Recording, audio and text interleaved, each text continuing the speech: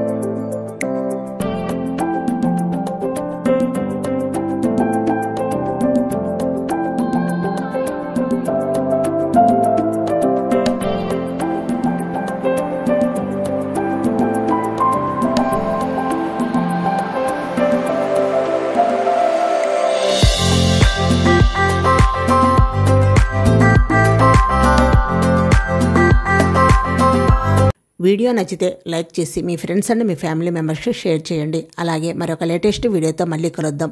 Magical hands and గార్డెన్ని తప్పకుండా subscribe చేసుకోండి. Thank you for watching.